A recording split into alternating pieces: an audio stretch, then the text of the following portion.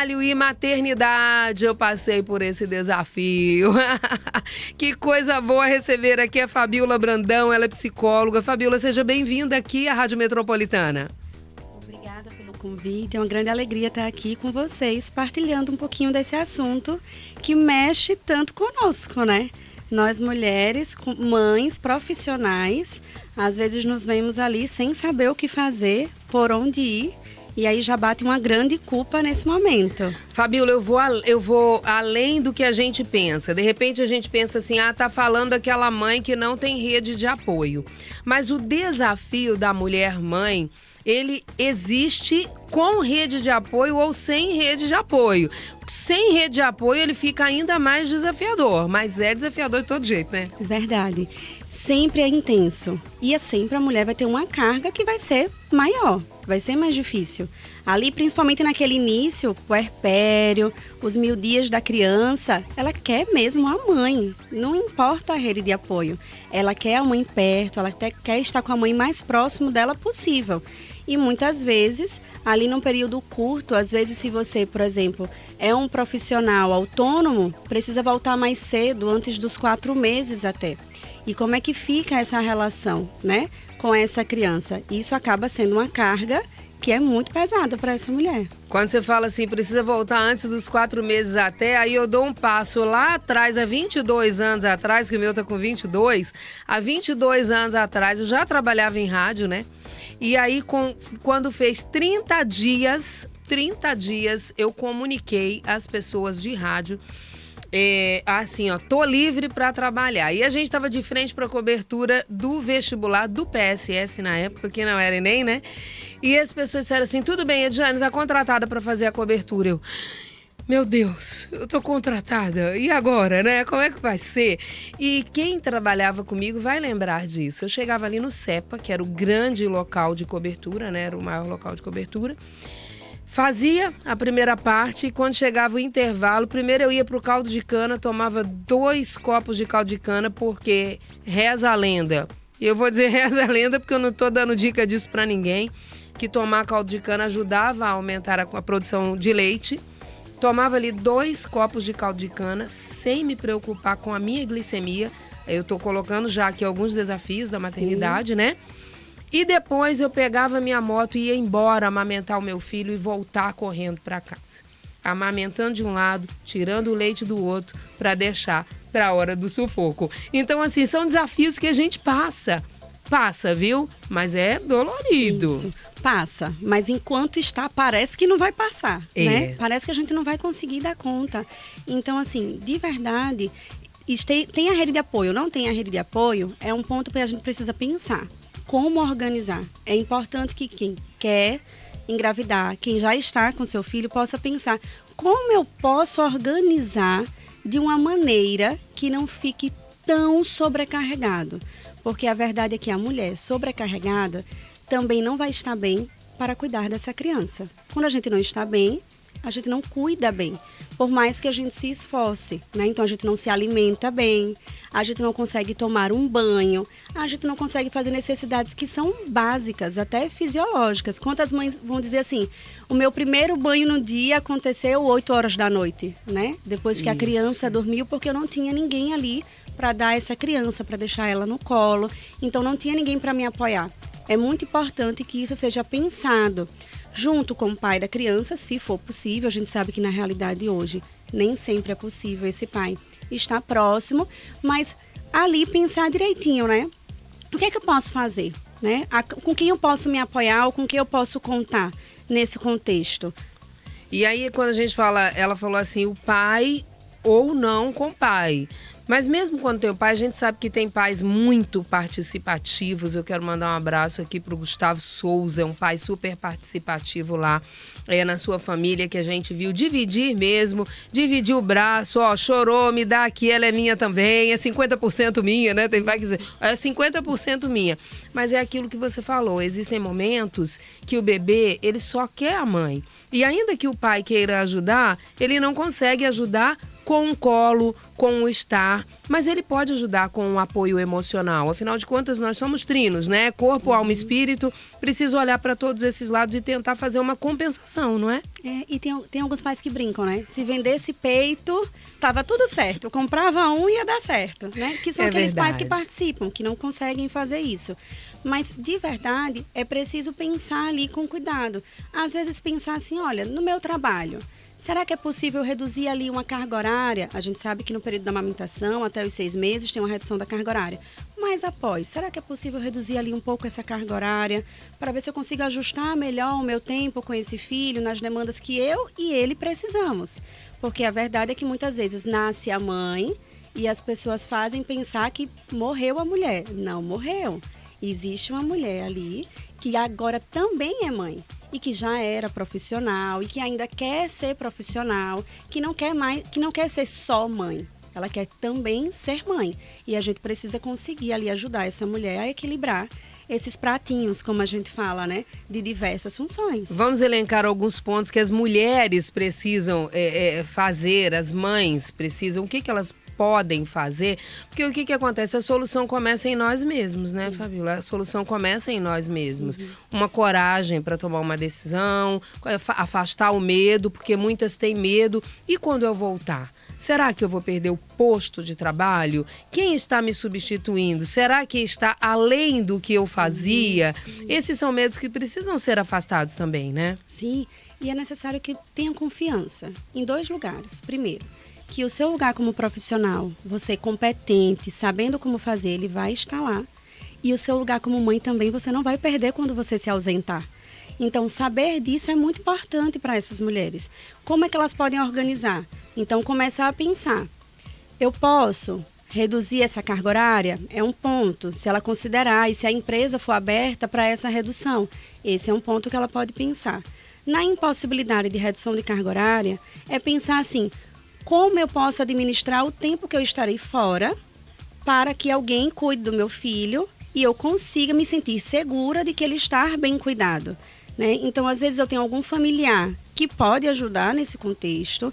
Se não tem um familiar mesmo, uma instituição, seja ela pública ou privada, que consiga estar ali passando segurança para essa mãe de que essa criança está bem cuidada nesse tempo. Quando a gente fala de instituição, uma creche, uma escola, o meu mesmo foi para a escola com 1 ano e 3 meses, porque precisava ir para a escola com 1 ano e 3 meses, né?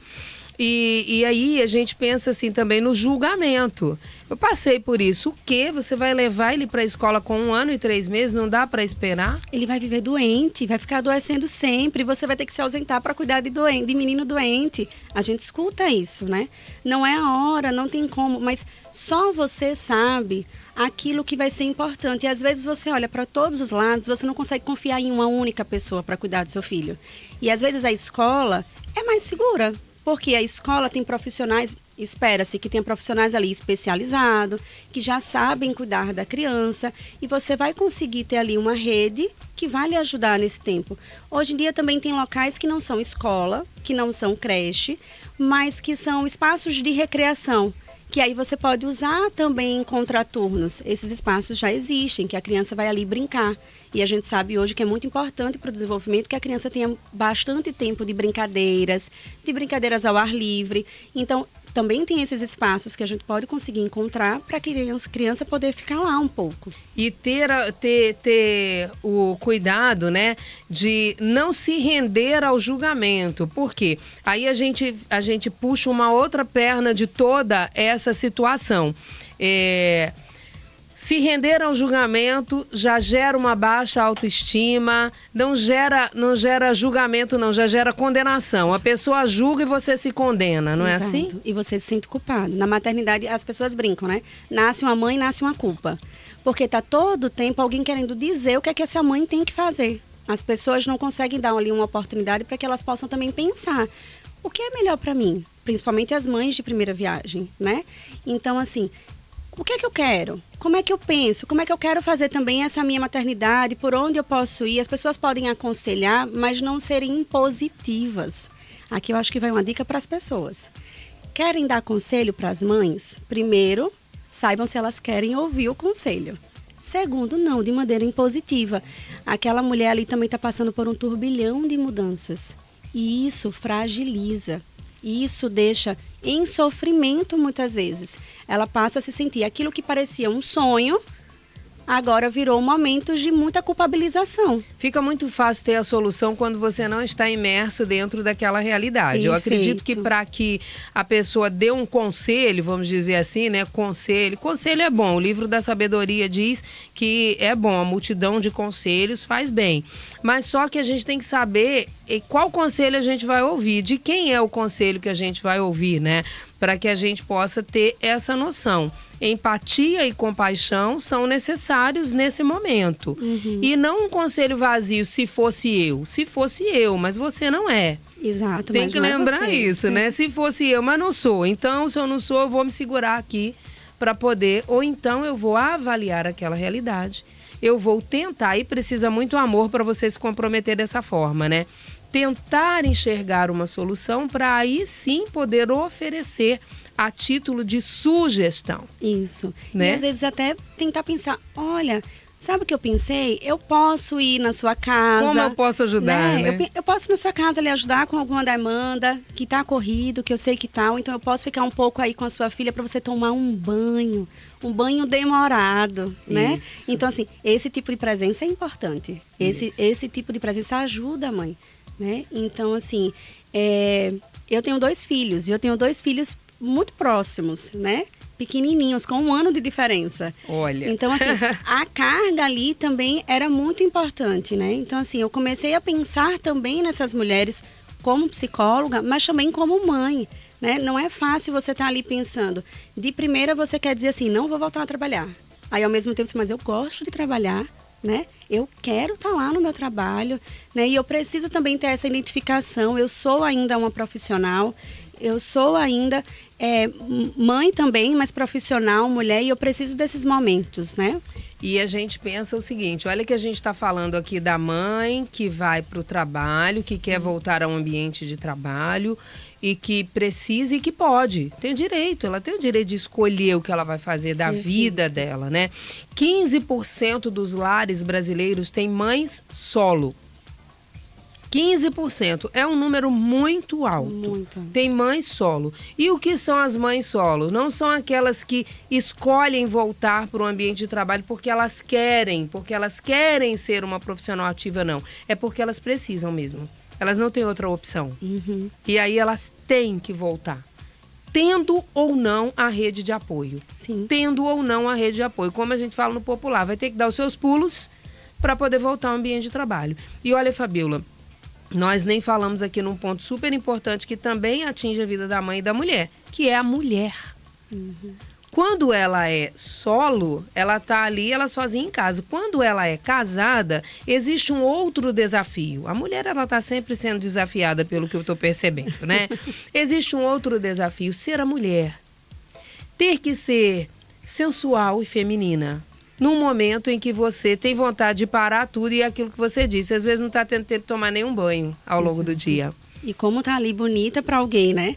E aí vem os medos também, porque assim, vai existir. E se meu esposo começar agora a olhar para outras pessoas, porque eu tô em casa e eu não consigo, né? Então assim... E o corpo não está, porque não volta responde, rápido, né? Não responde ao mesmo tempo. Não é mais aquele corpo de antes, né? Agora a gente tem ali uma mistura. Tem alguém que pede você o tempo inteiro, que suga esse corpo também o tempo inteiro. Então, é importante sim que essa mulher não esqueça, mas também que esse esposo não a deixe esquecer que ela é mulher, né? Isso. Que tenha ali o cuidado. Aqui entra a parceria, né? Se temos um casal, devíamos ter uma parceria. Obviamente que a gente sabe que nem todos os lares, nem todas as famílias são assim, mas devia ter também. Então eu vou ficar um pouco com ele, para você poder dormir um pouco, para você comer bem, para você ir para um salão, para você fazer uma unha, para você cuidar do cabelo. Então assim, mulheres, não esqueçam de vocês, né? Não esqueçam o quanto vocês se sentem bonitas quando estão arrumadas, quando estão cuidadas. E não esqueçam aquele cuidado que para você é essencial.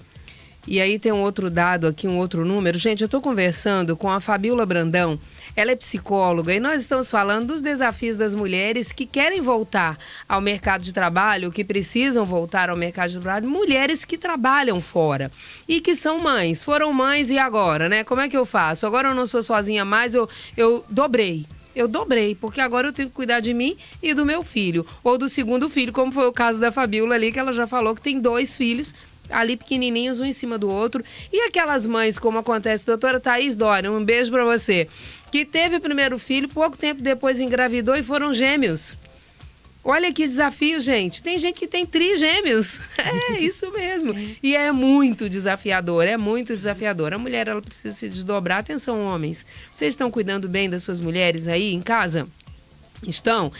Tem amor verdadeiramente falando? Não é amor do coração não, né? Não é amor da caixinha de bombom e das flores que vão chegar no dia da maternidade. É importante e é muito bacana. Claro, quem não gosta de ganhar flores? Nós gostamos, né? Sim. Flores, chocolates, a gente gosta.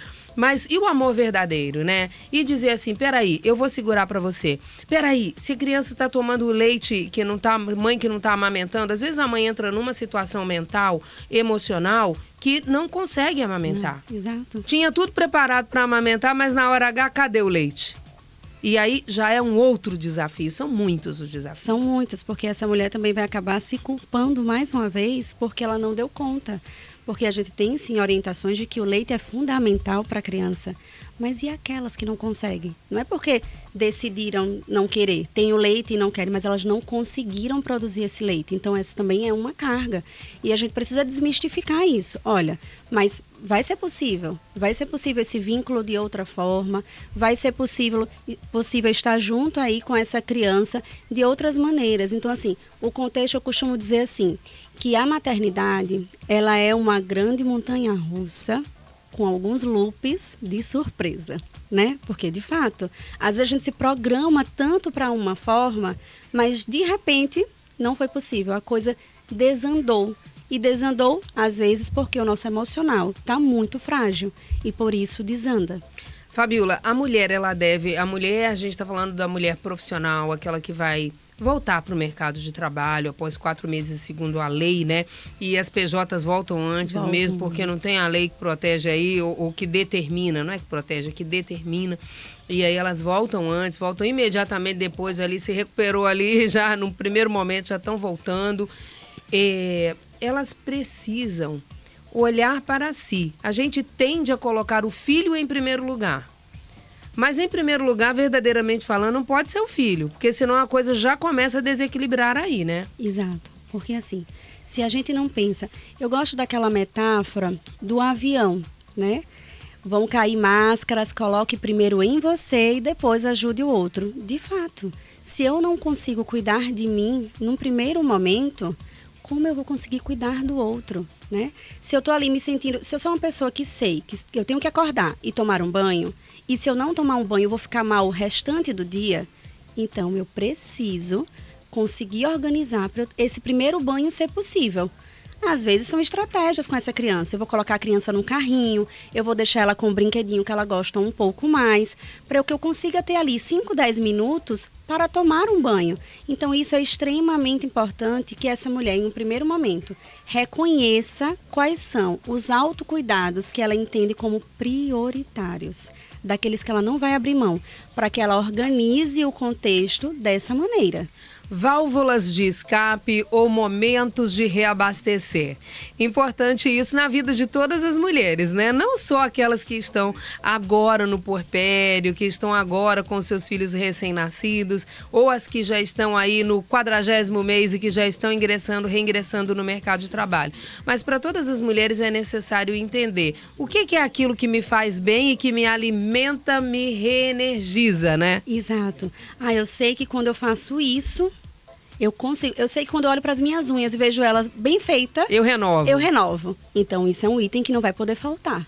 Vai precisar achar uma forma, seja alguém que vai vir na sua casa para fazer essa unha, para você conseguir ali olhar para aquele momento e dizer assim, estou bem porque minhas unhas estão feitas, por exemplo, né? É o cabelo, enfim. Aquele ponto, é importante que a gente se autoconheça, né? Então, qual é o ponto que me faz se sentir bem? Quando eu cuido desse ponto, o meu dia consegue fluir de uma melhor maneira. Então, isso é importante que a gente saiba. Que coisa boa, gente. Fabíola, a gente ficaria aqui conversando e ajudando pessoas. Eu acredito que tem mães do outro lado que já entenderam que precisam se priorizar, ó. Não se coloca na cruz, não, como a gente fala, não se coloca na cruz. O seu filho, ele é bem-vindo, amado. Se você se priorizar, você vai estar dando muito mais ao seu filho. Precisa enxergar isso, né? Vai estar dando o melhor para o seu filho, né? Eu costumo sempre colocar também nas minhas redes sociais, né? Para quem tem rede social. Pode dar o endereço que a gente quer. Fabíola Brandão 1. Então, esse Instagram tem sempre dicas para poder ajudar as mulheres nesse período também. Porque é muito importante. Às vezes, quando a gente está no meio do turbilhão, a gente não sabe o que fazer. Então, uma dica, uma postagem numa rede social nos dá uma luz. Então, é possível que a gente caminhe por aqui. E me coloco à disposição também de vocês para que a gente possa ali continuar essas conversas, esses bate-papos, ajudando aí mais mulheres nesse período. Muito bom. Obrigada, Fabíola. Fabíola Brandão 1 lá no Instagram para você beber numa fonte segura ali, ó. Você tem algumas dúvidas? De repente é uma dúvida pessoal. Você manda lá no direct dela que ela vai te responder. A gente vai para o intervalo comercial rapidinho. Voltaremos em seguida. Daqui a pouco, mais informação.